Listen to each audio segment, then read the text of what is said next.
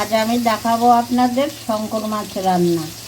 শঙ্কর মাছটাকে নুন হলুদ মাখিয়ে ভেজে রেখেছি, আর কড়াতে জিরে তেজপাতা ফোড়ন দিয়ে আলু পেঁয়াজ দিয়ে ভাজছি ভালো করে।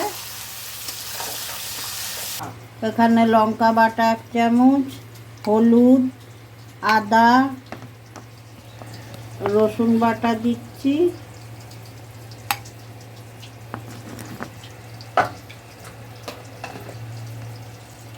ধনের গুঁড়ো, জিরের গুঁড়ো, জল দিচ্ছি,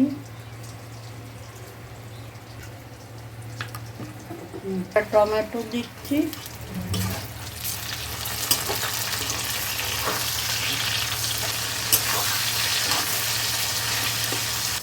এবার মশলাটা দিয়ে দিচ্ছি, জল দিচ্ছি, ভালো করে কষে নেব। নুনটা আগেই দিয়ে দিয়েছি। আলু পেঁয়াজ ভাজা চেরা কাঁচা লঙ্কা দিচ্ছি কয়েকটা,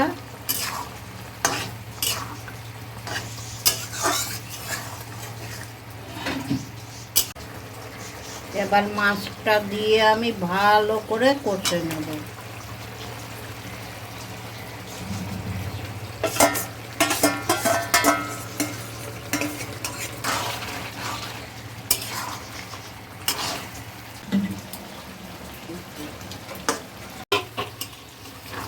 ভালো করে কষা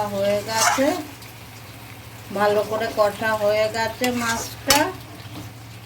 এবার একটু জল দেব,